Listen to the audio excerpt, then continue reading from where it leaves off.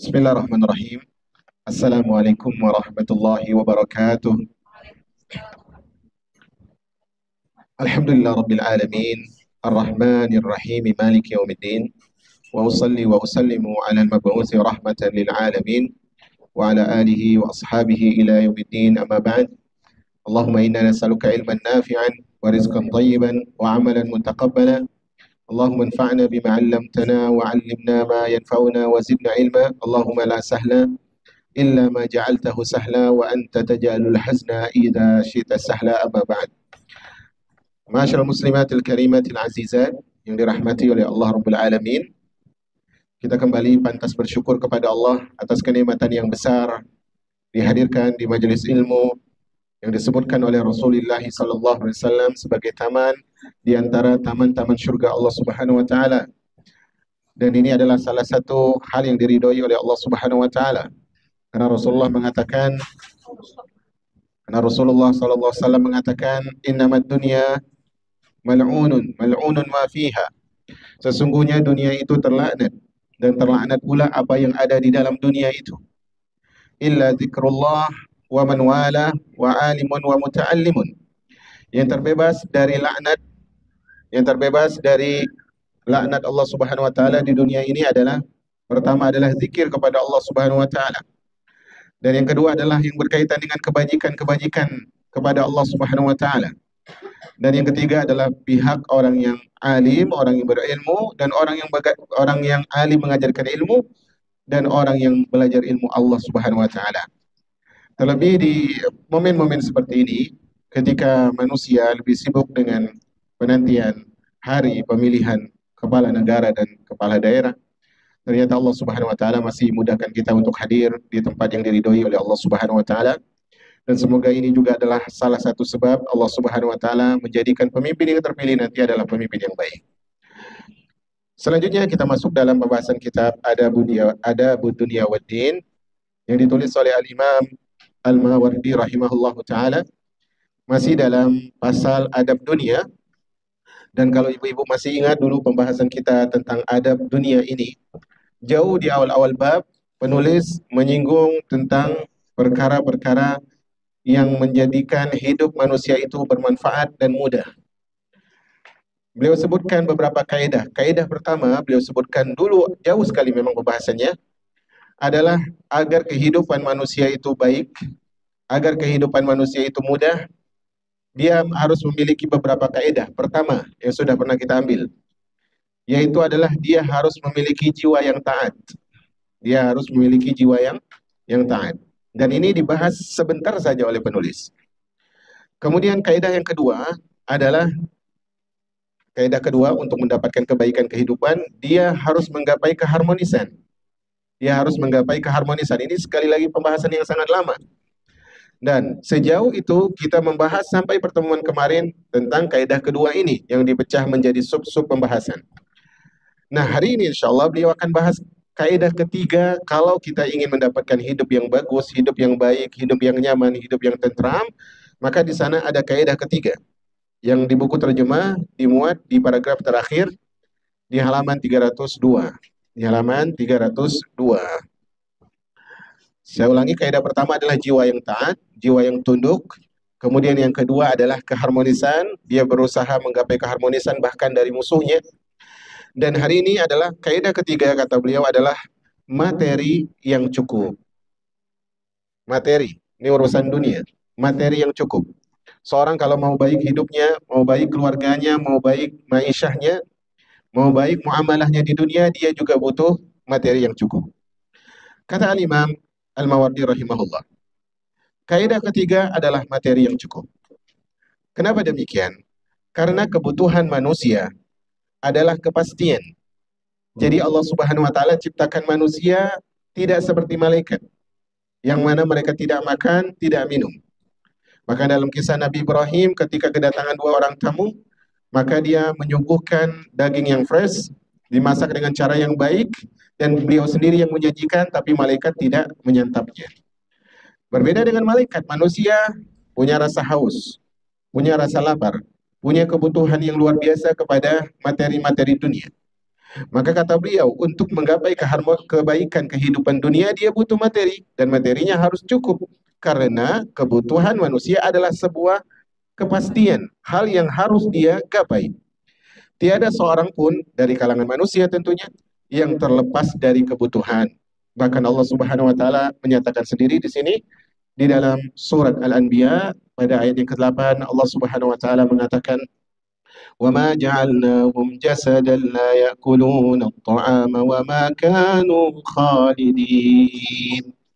Dan kami tidak menjadikan mereka, yaitu manusia, suatu tubuh yang tidak memakan makanan, dan mereka tidak pula hidup kekal. Jadi manusia itu diciptakan dalam menurut ayat ini dengan dua kondisi. Kondisi pertama, dia butuh makanan minuman. Dia butuh materi yang cukup, dan sifat yang kedua, dia tidak akan kekal. Yang jelas materi kita membahas tentang potongan ayat. Wa ma ja'alnahum jasadan la ya'kuluna ta'am. Kami tidak jadikan manusia itu sebagai makhluk yang tidak butuh makan. Artinya mereka butuh makanan, mereka butuh minuman, mereka butuh materi. Maka ini kaidah yang harus dipegang awal. Jangan sampai seorang mengatakan dunia ini tidak penting, kemudian dia mengatakan ya sudahlah, jangan terlalu dipikirkan makan dan minum. Kalau maksudnya jangan terlalu dipikirkan, kalau dijadikan ambisi, jangan, itu benar. Tapi kebutuhan sebagai manusia, kebutuhan sebagai seorang ibu juga untuk anak-anaknya, ini perlu diperhatikan. Maka keniscayaan yang pasti bagi manusia adalah dia butuh kepada kecukupan materi. Kemudian beliau mengatakan, jika dia tidak mempunyai materi yang merupakan penopang dirinya, maka hidupnya tidak akan lama dan agamanya tidak akan istiqamah. Ini penting. Makanya di dalam Islam, Allah Subhanahu wa taala tidak memuji orang yang terus-terusan ibadah.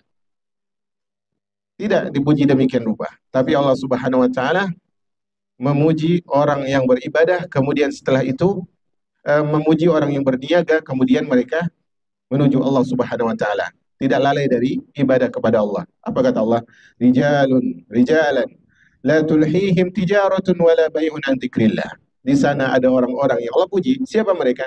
Orang-orang yang perdagangan mereka, jual beli mereka tidak menghalangi mereka dari ingat kepada Allah Subhanahu wa taala. Jadi yang dipuji bukan hanya yang di majelis ilmu terus. Ini penting, majelis ilmu sangat penting. Tapi kalau dia melupakan urusan dunia, maka dia salah. Karena Allah Subhanahu wa taala mengatakan apa? Wabtaghi fima atakallahu daral akhirah. Carilah apa yang Allah berikan untukmu dari materi-materi dunia. Wala tansa nasibaka wabtaghi mimma atakallahu fid daril akhirah. Carilah apa yang Allah peruntukkan bagimu dalam urusan akhirat. Maaf. Wala tansa nasibaka minad dunia. Tapi apa kata Allah? Jangan lupa bagian dunia. Allah menyuruh kita untuk tidak lupa. Karena kebutuhan kita adalah kepastian. Bahkan tadi beliau sebutkan apa? Umat al-Islam, bahwa materi yang cukup itu merupakan penguat dari istiqomahnya seorang hamba. Tidak mungkin seorang hamba bisa istiqomah kalau hidupnya susah payah. Kalau hidupnya kekurangan. Kalau hidupnya cukup, dia akan menjadi lebih tenang. Kalau hidupnya cukup, dia akan menjadi lebih nyaman beribadah. Tentunya tidaklah sama seorang ibu yang dia sholat, yang dia tilawah Al-Quran, yang dia hadir di majelis ilmu, sementara dia telah yakin anaknya sudah terpenuhi kebutuhannya, dengan orang yang hadir di majelis ilmu, hadir dalam sholat, hadir dalam tilawah, tapi dia masih memikirkan anaknya makan apa, kemudian bagaimana besok, bagaimana nanti sore, dan sebagainya. Tentu hal ini adalah berbeda umat al-Islam. Jadi sebagaimana disebutkan oleh Al-Imam Ibnul Qayyim, bahkan di antara obat penyakit adalah harta. Di antara obat penyakit adalah harta. Dan ini obat penyakit yang paling manjur. Di antara obat penyakit yang paling manjur adalah harta. Sakit, jangan sakit-sakit misalnya kata suaminya. Mama atau siapa sih dia manggil, adik atau apa dia manggil istrinya. Jangan lama-lama sakit. Nanti kalau lama sakit gak jadi healing ke Kuala Lumpur kita. Sembuh itu. Sembuh. Sembuh. Nah ini penting. Apalagi kalau diajak ke Baitullah dan sebagainya. Harta penting bagi penyemangat jiwa. Tapi dia bukan menjadi prioritas hamba Allah Subhanahu wa taala. Jika ada sesuatu uzur dari dirinya, maka dirinya akan mengalami kelemahan, lalu dunianya akan mengalami cacat sesuai dengan kadar keuzuran materi, karena sesuatu bergantung pada sesuatu yang lain. Kalau materi dunianya tidak cukup, maka dia menjadi orang yang lemah, terkena pada mentalnya, terkena juga pada fisiknya, kemudian semakin lemah dunianya, semakin berkaitan dengan rentannya tubuhnya, kesedihan dia, kepiluan dia, dan sebagainya. Karena satu sama lain urusan itu dijadikan oleh Allah berkaitan. Bila sempurna dengan kesempurnaan sesuatu yang lain, dan bisa cacat dengan cacatnya sesuatu yang lain juga. Bahkan urusan akhirat itu bisa disempurnakan dengan urusan dunia. Cacat dunia bisa jadi berpengaruh pada apa? Akhirat. Ada ucapan yang masyhur, yang ini pernah kita hafalkan dulu ketika kita kelas 1 SMP. Tapi ini bukan hadis dan ucapannya tidak 100% benar, tapi ada benarnya. Kadal fakru an yakuna kufran. Kadal fakru an yakuna kufran. Artinya apa? Terkadang kefakiran itu bisa menjadikan orang kafir. Dia awalnya muslim, dia awalnya muslimah, dia awalnya beragama Islam, tapi karena dia butuh kepada ekonominya, butuh kepada harta, butuh kepada kehidupan sehari-hari, ada orang yang di luar Islam menawarkan bantuan dengan syarat Anda harus ikut agama. Bisa jadi dia murtad? Bisa jadi. Walaupun kaidah ini tidak mutlak 100%, tapi ada benarnya umat Islam. Maka penting juga memperhatikan urusan apa? Urusan materi. Makanya di antara para ulama ada yang mengkritik Jama'atut Tabligh dari sisi mereka fokus ibadah tapi melupakan keluarga.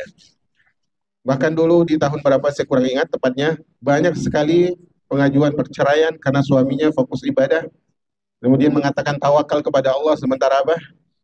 Dia tidak memastikan mengepulnya dapurnya. Dan ini adalah kesalahan yang fatal. Ini adalah kesalahan yang fatal.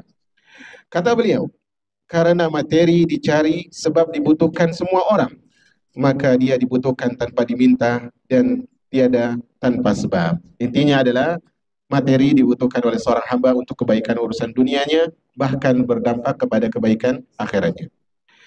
Penulis melanjutkan di paragraf selanjutnya, sebab-sebab yang bisa menghasilkan materi. Sebab-sebab yang bisa menghasilkan materi. Kata beliau, sebab-sebab yang bisa menghasilkan materi berbeda-beda dan arah usaha bercabang. Arah usaha bercabang. Agar perbedaan sebab itu menjadi alasan keharmonisan dan bercabangnya arah itu menjadi keluasan bagi pencarinya, agar mereka tidak berkumpul pada satu sebab yang mengakibatkan mereka tidak harmonis, atau agar mereka tidak bersama-sama di satu arah yang menyebabkan mereka tidak merasa cukup. Jadi, tadi kaidah awal pegang bahwa Allah jadikan kita memiliki kebutuhan kepada materi. Kemudian di paragraf ini, penulis ingin menyebutkan bahwa setelah Allah menjadikan manusia itu butuh kepada materi, Allah jadikan sumber materi itu tidak satu arah. Dijadikan bermacam-macam. Nanti ada yang berdagang, ada juga yang menjual, ada juga petani, ada juga nelayan, dan seterusnya ada pengusaha dan sebagainya, ada yang menjual jasa. Tujuannya untuk apa? Agar ada interaksi, terjadi harmonisme, kemudian mengakibatkan mereka merasa butuh satu sama lain kepada orang lain. Makanya dalam definisi bahasa kita, manusia adalah makhluk sosial.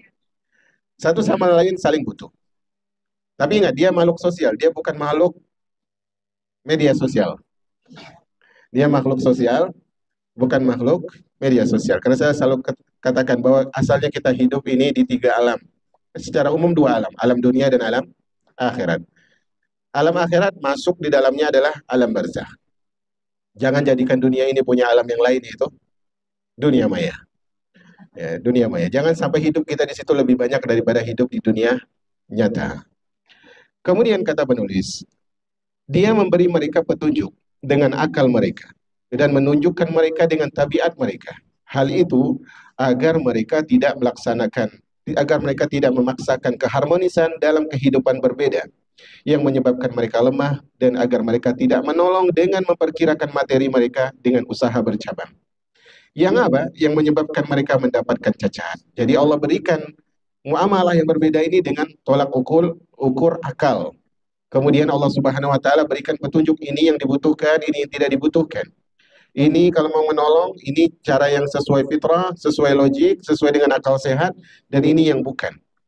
Itu semua adalah hikmah dari Allah yang mengetahui akibat dari segala sesuatu.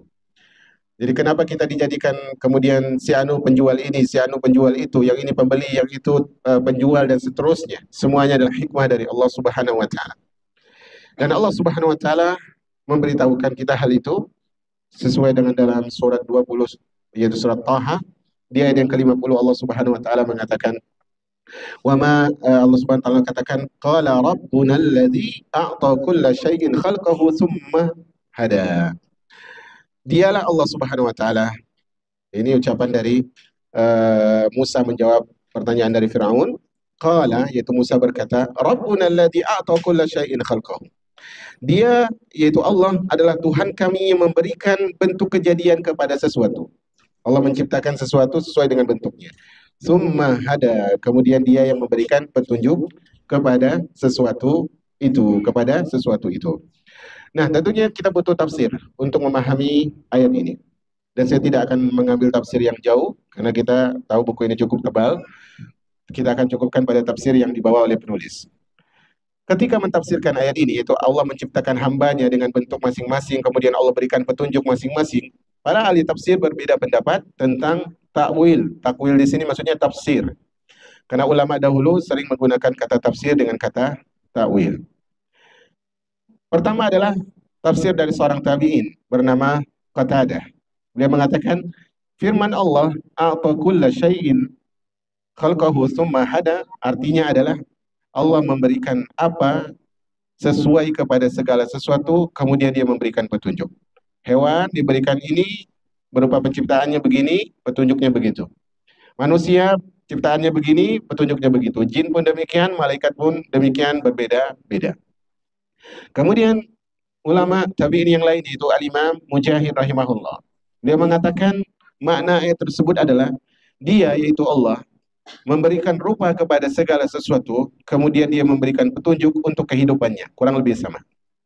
Kemudian tafsir dari guru mereka yaitu sahabat yang mulia Abdullah bin Abbas, dia berkata maksud dari ayat tersebut adalah Allah atau dia yaitu Allah memberikan istri kepada segala sesuatu. Diberikan jin punya istri, hewan punya pasangan, manusia pun punya istri. Kemudian dia memberinya petunjuk untuk menikahinya. Ini dia condong kepada yang ini, dia menikahi yang ini. Yang itu condong kepada itu, dia menikahi hal itu. Semuanya telah didesain oleh Allah Subhanahu wa taala. Namun umat al-Islam yang dirahmati oleh Allah Subhanahu wa taala, dengan kecondongan ini terkadang manusia bablas dalam kecondongannya karena digiringi oleh hawa nafsu. Makanya Allah Subhanahu wa taala berfirman, di sini dibawakan oleh beliau surat Ar-Rum ayat 7. Ketika Allah Subhanahu wa taala berfirman tentang orang-orang yang bablas dalam kecondongan kepada dunia. Apa kata Allah? Ya'lamuna zahiran minal hayatid dunya wa hum 'anil akhirati hum ghafilun. Mereka mengetahui apa-apa yang tampak dari kehidupan dunia. Oh, dunia itu ini loh, tempat ini baru loh, ini kafe yang baru di sini loh, menunya ini loh, harga di sini lebih murah daripada yang di situ loh. Apa yang baru? Tahu. Tempat-tempat yang terbagus dari kehidupan dunia, mengerti. Artis ini baru cerai loh. Artis itu nikah lagi loh. Penuntut ilmu pun tahu hal itu, subhanallah. Ini zahir dari kehidupan apa? Dunia. Apa kata Allah? Wa hum 'anil akhirati hum ghafilun. Wa hum 'anil akhirati ghafilun. Di ayat tersebut ada kekurangannya. Perhatikan yang benar, wa hum 'anil akhirati hum ghafilun. Sebelum ghafilun ada kata hum juga. Wa hum 'anil akhirati hum ghafilun. Dan mereka dari kehidupan akhirat, mereka adalah orang yang lalai. Bahkan Al-Imam Hasanul Basri rahimahullah ketika mentafsirkan ayat ini kata beliau apa? Saking lalainya mereka dengan kehidupan dunia, ya, sampai-sampai mereka tersebut bisa mengukur, ini di zaman mereka ya para tabi'in, bisa mengukur berat emas itu dengan hanya di apa namanya? Dipegang dengan ujung jari. Ini sekian gram, ini segitu gram dan sebagainya. Subhanallah. Karena terbiasa dengan apa ini? Dengan dunia. Zaman sekarang ada tidak? Ada, masih ada. Dan lebih mahir untuk mengukur dunia. Maksudnya, kata beliau, kehidupan mereka kapan mereka menabur dan kapan mereka menanam. Allah Subhanahu wa taala berfirman, "Wa qaddara fiha aqwataha fi arba'ati ayyam sawa'al lis-sa'ilin." Dia, yaitu Allah, menentukan makanan bagi penghuninya dalam 4 masa, memadai untuk memenuhi kebutuhan mereka yang mereka memerlukannya. Jadi semua hal telah ditetapkan oleh Allah Subhanahu wa taala. Dan dalam tafsir ini Ikrimah berkata Allah menentukan pada setiap negeri sesuatu yang tidak ada di negeri yang lain. Ini masih pembahasan yang sebelumnya ya, yaitu bahwa Allah jadikan masing-masing punya apa? Punya pemberian masing-masing. Si fulan kelebihannya itu, si fulana kelebihannya ini dan itu dan sebagainya. Daerah pun sama. Daerah ini pohon apa buah khasnya ini, daerah itu bunga ini, daerah yang lain biji-bijian ini dan itu. Kata Ikrimah, maksud tafsir dari ayat ke-10 dari Fussilat adalah Allah menentukan pada setiap negeri sesuatu yang tidak ada di negeri yang lain. Agar apa?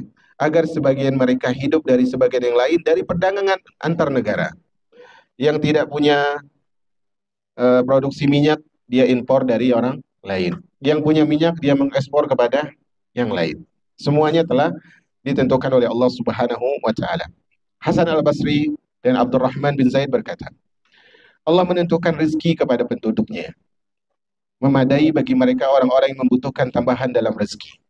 Kemudian Allah menciptakan agama untuk mendamaikan mereka dan syariat sebagai penopang mereka. Jadi kalau cuma diberikan rezeki ini kelebihan, negara itu punya kelebihan, saling apa? Jajah menjajah.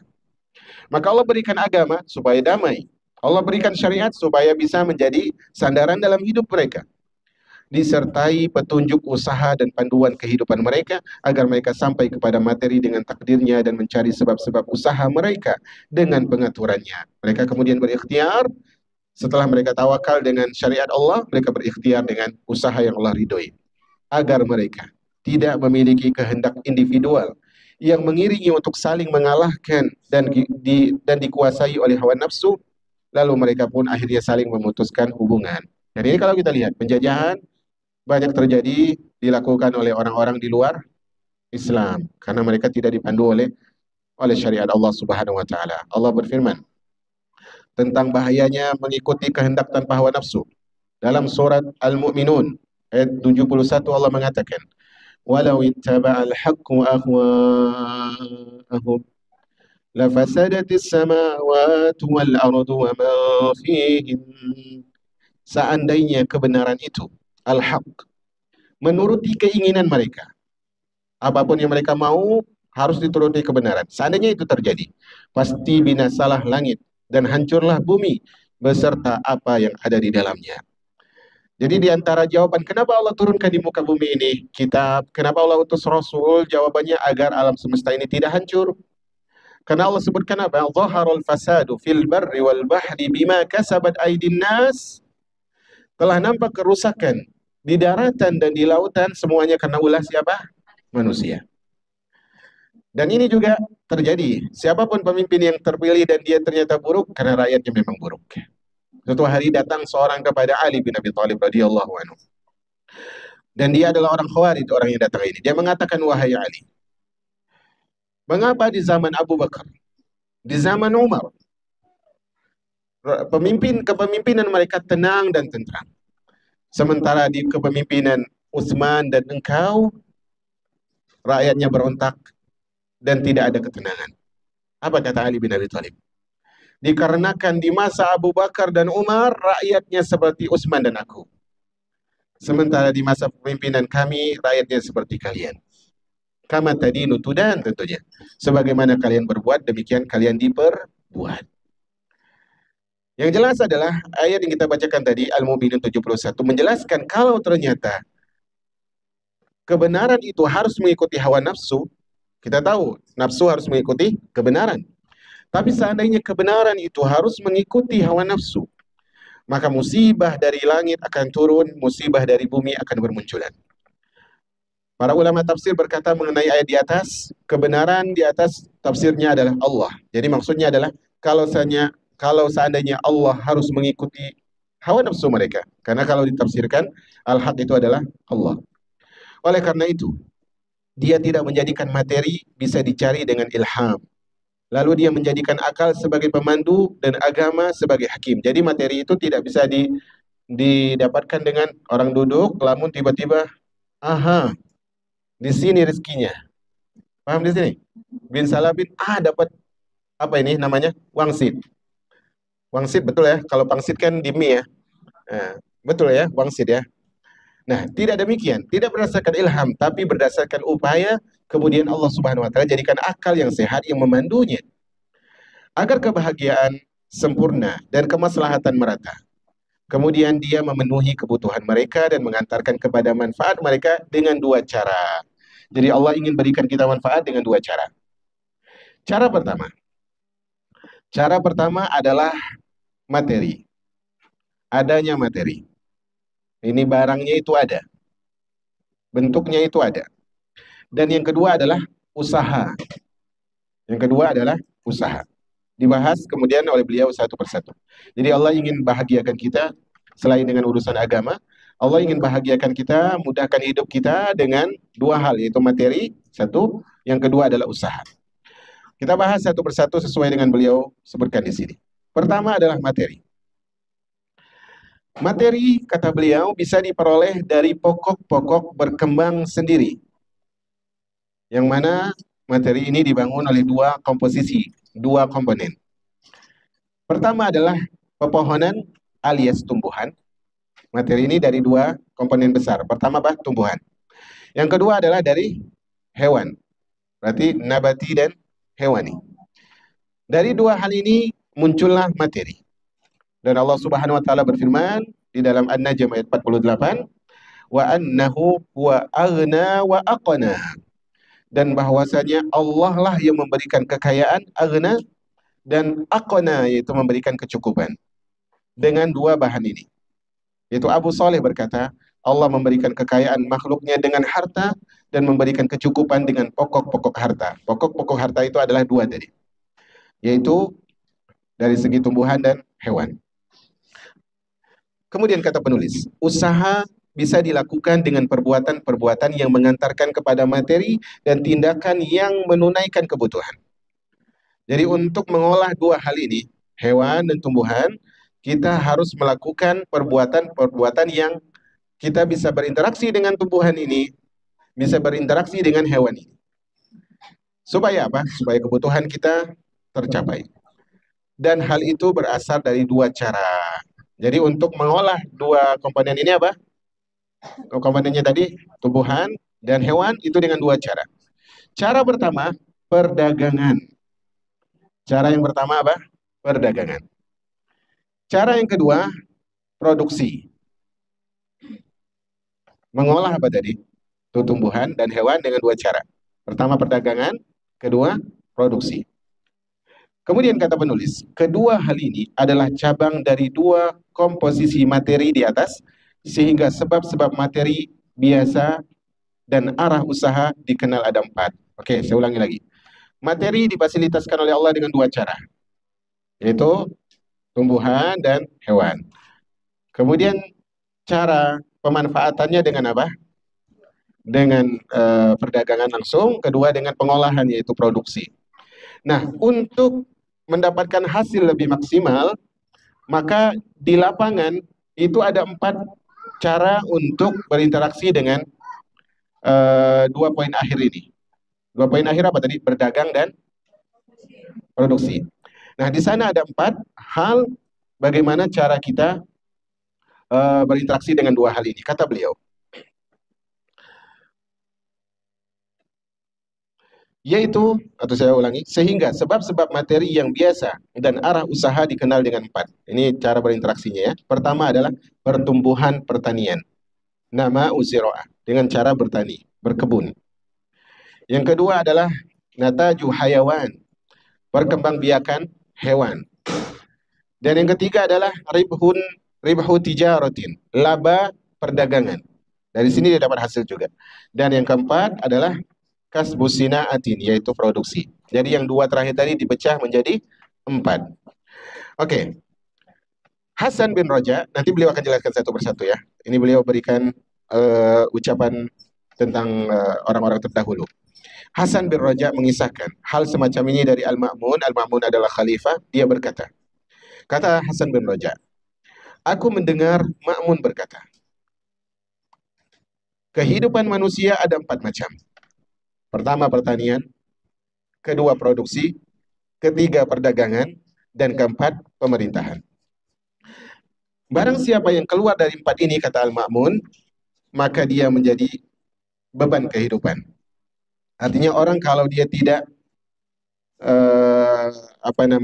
tidak melakukan perdagangan, pertanian, produksi, dan usaha, pemerintahan di sini bisa juga dikatakan pabrik dan sebagainya, maka dia bisa menjadi beban kehidupan. Otomatis ngapain dia maksudnya? Nganggur. Oke? Setelah sebab-sebab yang bisa menghasilkan, materi sudah ditetapkan. Sebagaimana telah kami jelaskan di atas, maka kami menjelaskan satu persatu dengan pembahasan singkat. Ini beliau ingin bahas satu persatu yang 4 tadi. Oke? Pertama adalah tentang pertanian, yaitu az-zira'ah, pertanian. Kata beliau, pertanian adalah penghasilan orang yang bertempat tinggal serta para penduduk desa dan kota. Jadi tidak harus di tempat yang klasik sekali seperti kota, pelosok, desa dan pelosok. Di kota juga bisa, tentunya dengan skill dan seni yang ada. Memperoleh pertanian bisa dimanfaatkan lebih merata dan menyempurnakan cabangnya. Jadi dibuka, kalau di sini sudah berhasil, coba ditetapkan teori yang sama sambil melihat lahan tanah di sekitar, di tempat lain. Kalau memungkinkan, buka di situ. Dan Allah Subhanahu oleh karena itu Allah menjadikan pertanian sebagai perumpamaan. Dan banyak Allah menjadikan atau menyebut kata-kata tentang tumbuhan. Contohnya Allah jadikan pertanian atau cocok tanam sebagai perumpamaan yang bagus. Apa kata Allah? Matsalul ladzina yunfikuna amwalahum fi sabilillah. Perumpamaan orang yang berinfak di jalan Allah. Kamatsali habbatin anbatat sab'a sanabil.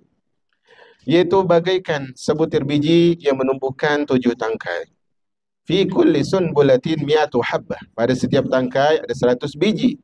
Wallahu yudha'ifu liman yasha. Wallahu yudha'ifu liman yasha.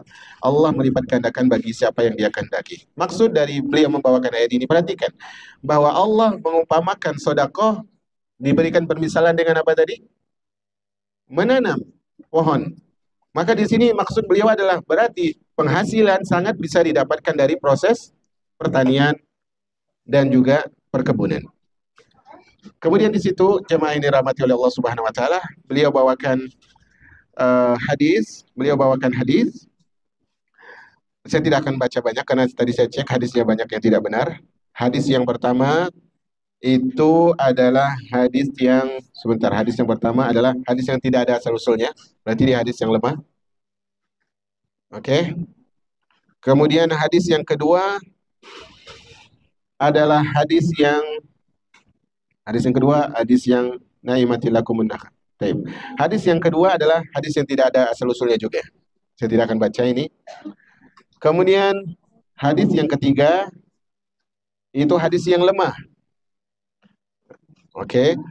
Kemudian barulah kita membaca salah satu tokoh salaf berkata. Berarti hadisnya semuanya apa? Dhaif. Salah satu tokoh salaf berkata, kata beliau apa? Sebaik-baik harta adalah mata air yang mengalir di tanah yang banyak tumbuhannya. Ia bergadang ketika orang tidur, ia hadir ketika orang jauh, dan menjadi pusaka ketika orang meninggal dunia. Nah ini maksudnya apa? Pertanian, pengairan, tumbuh-tumbuhan, dan sebagainya. Hisham bin Urwah meriwayatkan dari Aisyah. Ya, kata beliau, meriwayatkan dari Aisyah radhiyallahu taala anha, dan hadisnya pun dhaif. Hadis yang beliau bawakan di bab ini, subtema ini adalah hadis yang semuanya dhaif. Secara garis besar, dan saya belum cek lagi yang lain. Kemudian dikisahkan di sini dari Mu'tadil, dia mengatakan apa? Aku bermimpi melihat Ali bin Abi Thalib. Tapi ingat, mimpi bukan tolak ukur. Mimpi bukan tolak hukum. Tapi yang jelas dia bercerita, aku bermimpi melihat Ali bin Abi Thalib. Dan di dalam mimpi itu Ali memberiku skop dan dia berkata, dia mengatakan, ambillah ini karena ini adalah kunci perbendaharaan bumi. Maksudnya adalah, sebenarnya kalau kita bisa tetapkan di sini, maksudnya engkau harus kerja keras untuk mendapatkan hasil. berusaha untuk mendapatkan hasil. Bukan berarti terbatas pada urusan tanam menanam, walaupun ada kaitan erat juga antara skop dan tanam menanam. Kemudian Kisra berkata kepada Mubaz, Kisra ini raja Persia, dan ini kebiasaan Imam Al-Mawardi memang membawakan ucapan orang di luar Islam. Apa kata beliau? Ini rajanya berkata kepada panglimanya, apa nilai mahkotaku ini? Dia bertanya, berapa kira-kira nilai mahkotaku ini? Maka Mubaz diam sejenak, kemudian dia berkata, aku tidak mengetahui itu ada nilainya. Maksudnya adalah sangat bernilai, maksudnya begitu. Kecuali ia adalah bejana pada bulan Nashan. Lalu engkau bisa memperbaiki kehidupan rakyat dengan apa? Kepemimpinan. Sehingga nilainya bisa seperti mahkota raja. Ini menunjukkan bahwa kalau bisa memberikan manfaat, maka itu menjadi berharga. Abdullah bin Abdul Malik bertemu dengan Ibnu Syihab Az-Zuhri. Di situ apa? Ibnu apa? Syihab. Yang pas pakai B. Ibnu Syihab Az-Zuhri. Dia berkata, tunjukkan aku kepada harta yang bisa aku kelola. Maka Ibnu Syihab Az-Zuhri bersyair yang artinya, telusurilah tanaman di bumi, berdoalah kepada pemiliknya. Semoga doamu dikabulkan, lalu diberikan rezeki. Lalu siapa yang memberikanmu harta yang melimpah dan kuat, jika air bumi menembus dan memancar. Lalu dia memberikanmu harta yang melimpah dan kuat, jika air di bumi menembus dan memancar. Ini mengisyaratkan tentang pertanian dan juga cocok tanam. Ini masih tentang pertama. Kemudian para ahli berbeda. Itu berbeda pendapat. Mana yang lebih utama? Mana sih yang lebih afdal, lebih menguntungkan? Apakah pertanian, apakah cocok tanam, ataukah pohon yang lebih utama? Maksudnya di sini yang ingin dibahas oleh para ulama dalam hal ini adalah mereka berselisih pendapat tentang zara di sini, tumbuhan di sini maksudnya bukan pohon besar ya. Tumbuhan di sini seperti apa? Gandum, seperti beras, ataukah pepohonan yang besar? Di situ mereka berbeda pendapat. Hanya saja kata beliau, kitab ini tidak muat kalau dibahas panjang lebar. Namun ahli mengutamakan tanaman karena waktunya sebentar dan manfaatnya melimpah.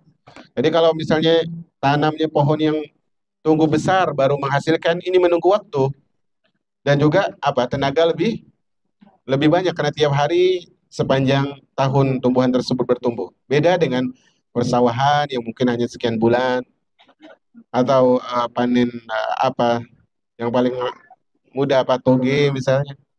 Ya, ini paling mudah. Ya. Dan tidak harus punya apa? Tidak harus punya tanah berhektar-hektar. Atau juga misalnya apa itu yang biasa ada di sup, bukan yang besar, selada. Ya, itu kan tidak sulit juga. Saya punya teman yang hidroponik untuk menghasilkan panen dari hal itu. Yang jelas, wallahu a'lam bishawab, kuncinya gini. Semakin tanaman itu mudah dipanen dan cepat dipanen, maka dialah yang lebih utama. Maka dialah yang lebih utama. Baik. Ini sudah jam berapa? Saya kira di sini tadi ada hadiah. Nah, semoga Allah berikan kebaikan ya sponsor-sponsornya. Kita bahas yang kedua. Saya loncati untuk hal itu ya. Yang jelas, tanaman ini salah satu untuk memproses dari penghasilan-penghasilan yang telah diberikan oleh Allah dari materi yang ada. Kemudian yang kedua, kita masuk di halaman berapa ini? Tentang hewan, peternakan. Tapi di halaman 307, di paragraf kedua setelah syair. Karena kita cuma tersisa satu paragraf saja. Dapat di situ? 307, bait kedua atau paragraf kedua setelah syair. Nah, sebab materi yang kedua, sebab materi pertama tadi apa?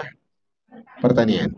Yang kedua adalah perkembangbiakan hewan. Dan tentunya mana yang dipilih pertanian atau hewan yang dia ternak adalah dia lihat skillnya dia dan dia lihat komposisi atau juga pendukung alam yang ada di sekitar. Ia adalah materi para penduduk padang Sahara dan penghuni kemah pada umumnya. Atau penghuni apa? Penghuni padang rumput. Karena mereka tidak bertempat di rumah dan tidak ditampung oleh kota. Karena kalau di kota maka tidak diternak jadinya. Mereka membutuhkan harta yang bisa berpindah seperti mereka yang berpindah-pindah. Dan harta tidak berhenti perkembangannya sebab tua dan perpindahan. Jadi mereka memilih pertanian seperti apa, usaha seperti ini karena mereka memang adalah orangnya pindah dari satu tempat ke tempat yang lain dan mereka tidak mau apa namanya menunggu waktu tua untuk mendapatkan hasil. Mereka memilih hewan karena hewan bisa berpindah tempat sendiri dan tidak membutuhkan biaya makan sebab digembalakan. Maksudnya adalah kalau ternyata dia tidak beli rumput. Ia bisa diperah dan dikendarai. Ini diantara keuntungan apa? Berternak. Terlebih kalau sapi dia bisa dikendarai selain diperah. Selain diperah dia bisa diapakan juga? Dijual dagingnya. Kemudian, pemilihan hewan bagi penghuni kemah itu lebih mudah karena sedikit biayanya dan mudah bebannya. Kemanfaatannya lebih banyak karena berlimpah anaknya dan susunya sebagai makanan pokok. Semua orang butuh ini, walaupun tidak secara merata. Tapi secara garis besar, semua butuh ini baik secara bentuk susunya, secara bentuk dagingnya, atau yang sudah dikelola. Apa kata penulis? Itu semua adalah ilham dari Allah kepada makhluknya untuk memperbaiki kemaslahatan mereka dan memberi petunjuk para hamba dalam pembagian manfaat di antara mereka. Kemudian di sini beliau membawakan sabda Nabi Shallallahu Alaihi Wasallam dan hadisnya hadis yang dhaif dan hadisnya adalah hadis yang dhaif. Kemudian jamaah yang dirahmati oleh Allah Subhanahu Wa Taala, hadisnya dhaif ya, dikasih tanda di situ. Kemudian Allah berfirman, amarna mutrafiha, kami memperbanyak orang yang hidup mewah. Hasan dan Qatadah mengatakan, Nabi bersabda tentang kambing, gemuknya adalah penghasilan, bulunya adalah pakaian yang mewah.